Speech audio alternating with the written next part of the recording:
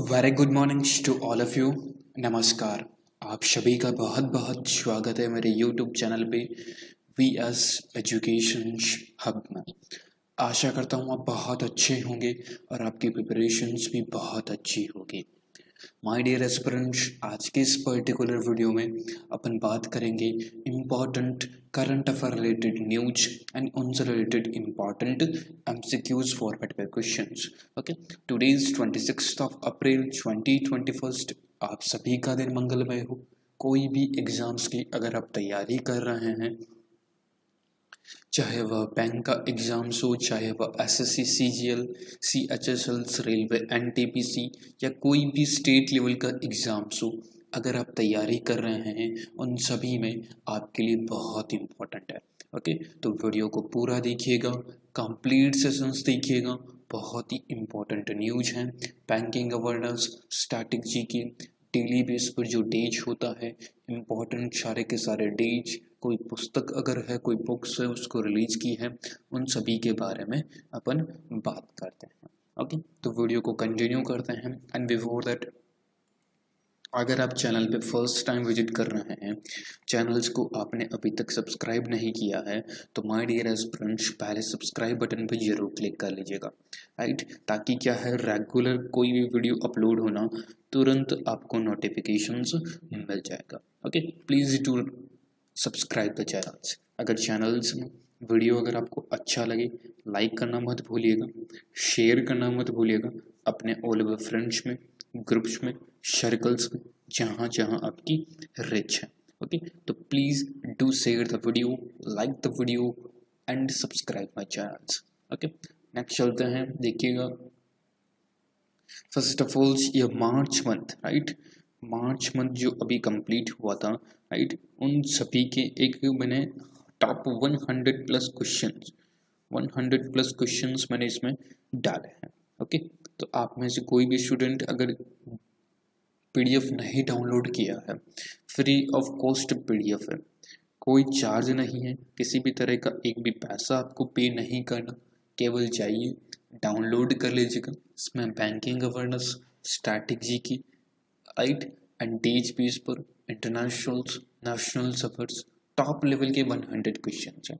एक बार आप वॉच करेंगे ना, तो इतनी श्योरिटी है आपको बहुत अच्छा बेनिफिट भी मिलेगा। ओके, तो प्लीज़ फॉर भूलिएगा मत, पीडीएफ जरूर डाउनलोड कर लीजिएगा। डिस्क्रिप्टिव बॉक्स में लिंक दे रखा है, अदरवाइज नहीं मिलता तो कमेंट कर दीजिएगा, मैं आपको पीडीएफ सेंड कर दूंगा। ओके, इसी प्रकार आपकी ये मार्च मंथ का है, तो इससे पहले मैंने फैब का मंथ का भी अपलोड किया है, यानी कि फरवरी का। इससे पहले मैंने जनवरी मंथ का भी अपलोड किया था, तो वह भी आप जरूर वॉच करिएगा। ओके, पीडीएफ को डाउनलोड कर लीजिएगा। नेक्स्ट देखिए, नेक्स्ट एक क्वेश्चन डेली बेसिस पे होमवर्क देता हूँ। ये मैंने शनिवार यानी कि सैटरडे को ये क्वेश्चंस मैंने होमवर्क दिया था। आप में से स्टूडेंट ने आंसर दिया है, बट कुछ ऐसा स्टूडेंट भी हैं जो आंसर नहीं दे रहे हैं। प्लीज़ आंसर जरूर दें, वीडियो को पूरा देखें, तभी आपको पता चलेगा।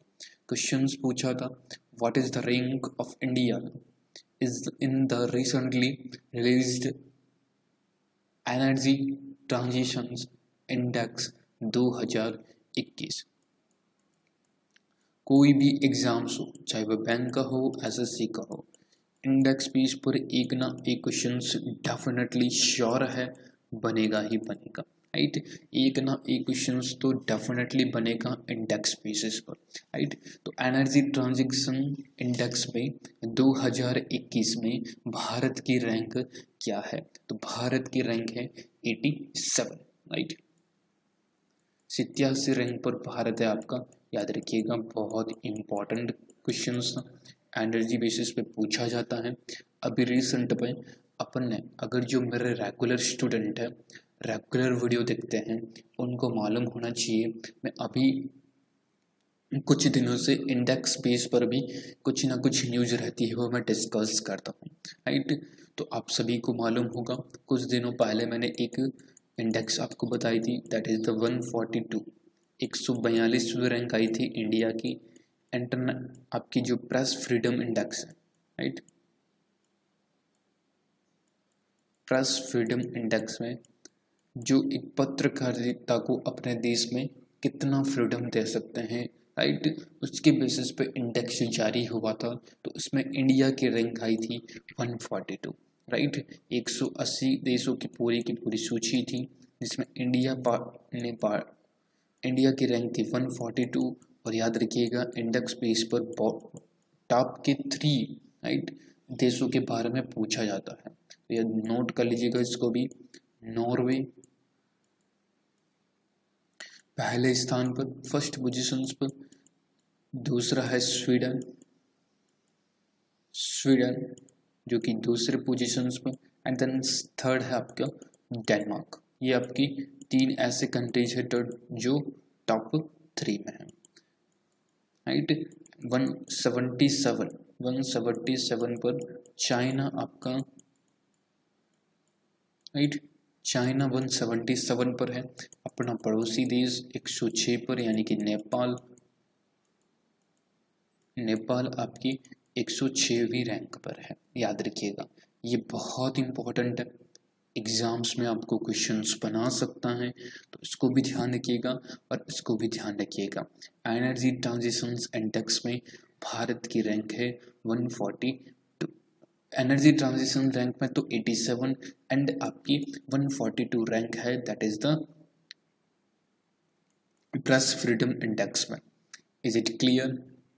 समझ में आया आपको? तो लाइक बटन पर जरूर प्रेस कर दीजिएगा।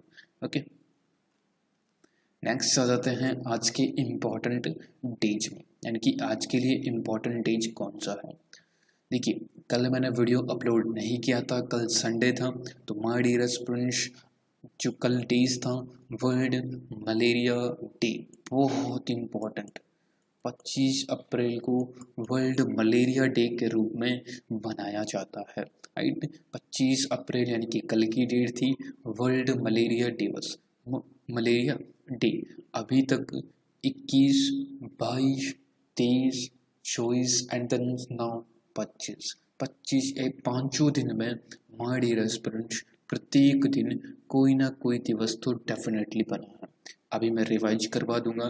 फर्स्ट ऑफ ऑल इसकी थीम देख लीजिए, reaching the zero malaria target, right, that is the theme of world malaria day, okay, जो कि 25 अप्रैल को बनाया जाता है, राइट। नेक्स्ट देखिए माय डियर स्टूडेंट्स, अभी तक आपकी 26 ऑफ अप्रैल है, तो 1 अप्रैल से अपन ने कितने डेज पढ़ लिए हैं जो इम्पोर्टेंट है।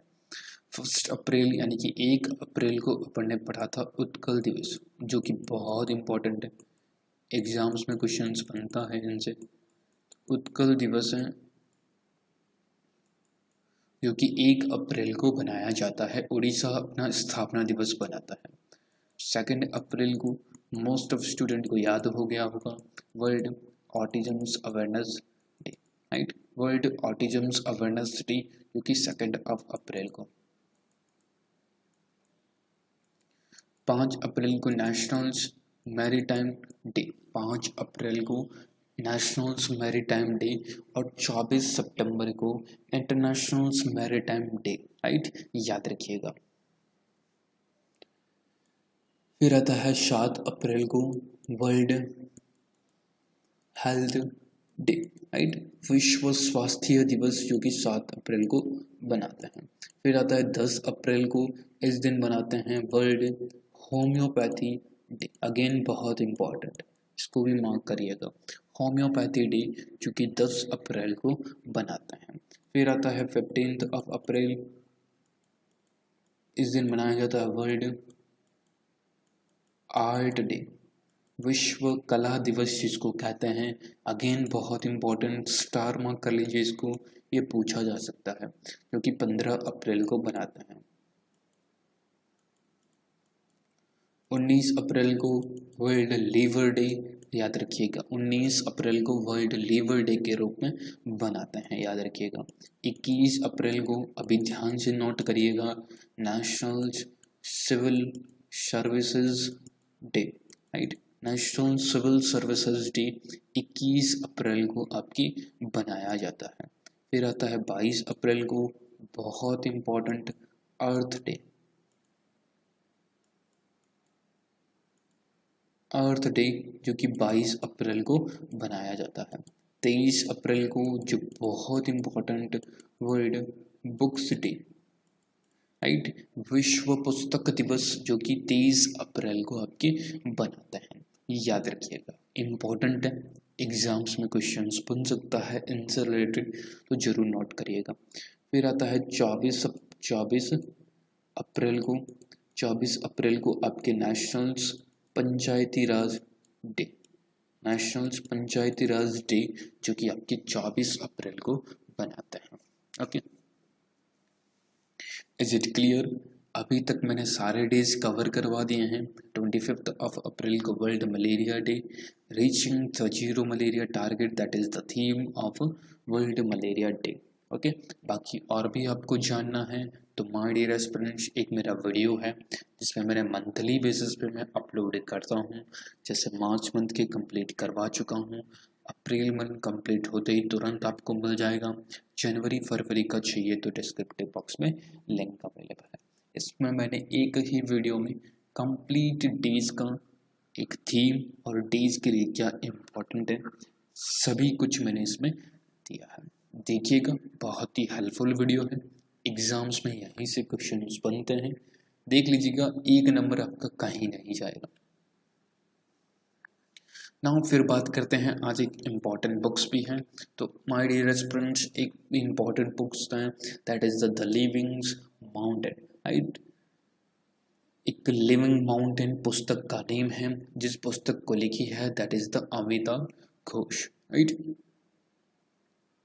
ज्ञानपीठ अवार्ड विनर हैं अमिताभ घोष, उनकी पुस्तक का नेम है, उन्होंने पुस्तक लिखी है the living mountain, that is the books name. किस दिन जारी की गई थी? तो इसको जारी की गई थी 23 अप्रैल। अभी मैंने आपको बताया था वर्ल्ड बुक डे के दिवस, विश्व पुस्तक दिवस के दिन इन्होंने इस पुस्तक को जारी किया था। लिखी है द लिविंग माउंटेन, राइटर है अमिताभ घोष। ओके,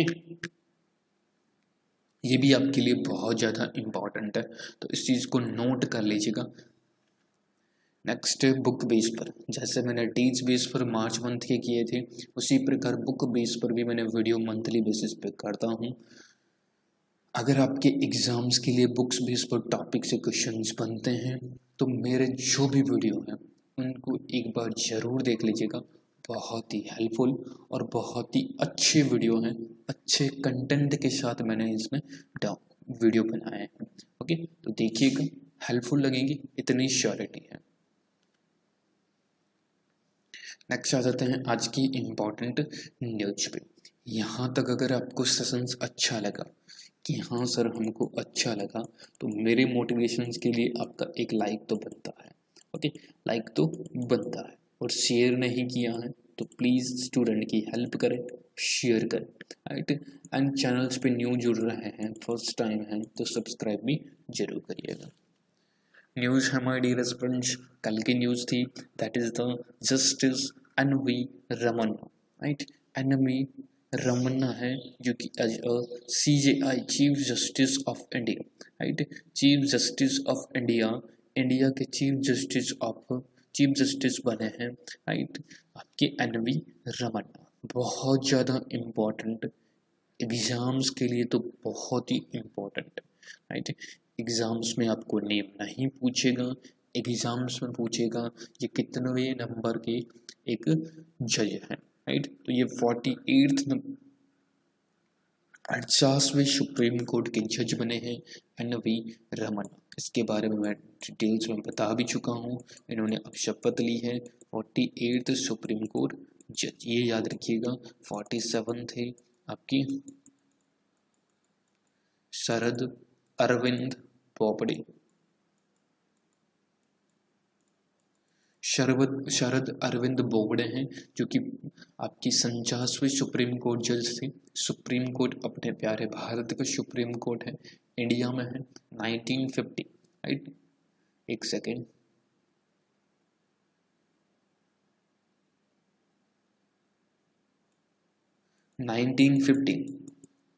1950 में माय डियर स्टूडेंट्स इसकी स्थापना हुई थी सुप्रीम कोर्ट की। टोटल्स मिला के टोटल स्ट्रेंथ है 33+1, राइट। एक सुप्रीम जज खुद होते हैं, तो 33+1 आपकी टोटल 34 स्ट्रेंथ है। याद रखिएगा सुप्रीम कोर्ट स्ट्रेंथ यानी कि टोटल्स आपके 34 जज हैं सुप्रीम कोर्ट में, 33 पूरे हैं, एक आपकी चीफ जस्टिस हो गए, उनको मिला के सुप्रीम कोर्ट में अभी 34 जज हैं। Okay, is it clear? 1950 में स्थापना हुई थी। एन वी रमन्ना 48वें चीफ जस्टिस हैं। इससे पहले शरद अरविंद बोबड़े थे, याद रखिएगा, जो कि महाराष्ट्र से बिलोंग करते थे। नेक्स्ट देखिए, next second covid wave, India rating revise down financials years 22, GDP growth forecast to 10.1%, right.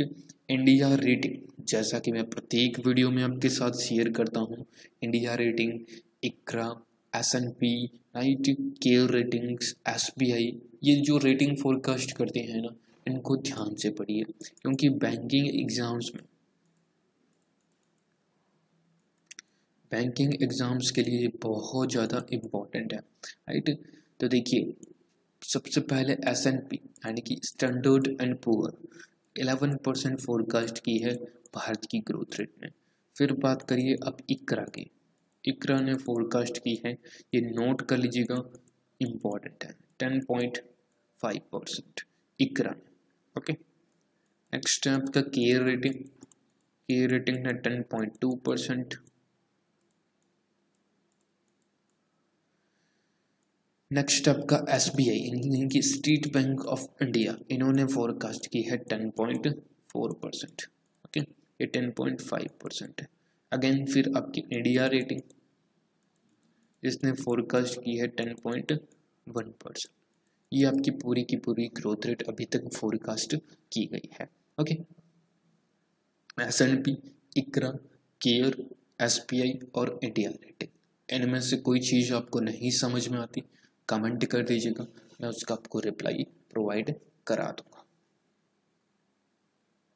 Next है माय डियर स्टूडेंट्स, अरुण रास्ते, राइट, नेम्ड न्यू MD यानी कि मैनेजिंग डायरेक्टर, CEO यानी कि chief executive officers of NCDX, right. NCDX की new MD and CEO नियुक्त हुए हैं, दैट इज द अरुण रास्ते। आपने थंबनेल पे फोटो देखा होगा उनको अभी रिसेंट में आज न्यू MD एंड CEO नियुक्त हुए हैं, NCDX के नियुक्त किया है। Okay,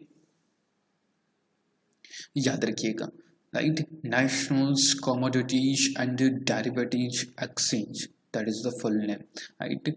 Vijay Kumar, right, Vijay Kumar recent में NCDX के चेयरपर्सन हैं, याद रखिएगा। NCDX एक security exchange board of India, जिसको अपन शॉर्ट में कहते हैं SEBI, security exchange board of India है। तो NCDX का उन्होंने चेंज किया है एज अ, इनकी गाइडलाइंस पे, यानी कि सेबी ने ही बताया है कि अभी NCDX के न्यू चेयरपर्सन बनेंगे अरुण रास्ते। ओके, NCDX के चीफ हैं, that is the Ajay Kumar Tyagi. बहुत बार क्वेश्चन बनता है, 1988 में से जूरी 1988 में इसकी स्थापना हुई थी, स्टैच्यूटरी बॉडी के रूप में 1992 में स्टैच्यूटरी बॉडी हुई थी। ओके, सेबी का काम है पर्टिकुलर स्टॉक मार्केट को, कैपिटल्स मार्केट को रेगुलेट करना, जैसे NCDX, MCX, राइट। ये जो कैपिटल्स मार्केट है, शेयर मार्केट, स्टॉक मार्केट, ये सारे के सारे रेगुलेट करना एक पर्टिकुलर सेबी का काम है। Okay, security exchange board of India, Hindi में भी ध्यान में रखिएगा, सरकारी प्रतिभूति विनिमय, राइट, विनिमय, okay, investment, security exchange board of India.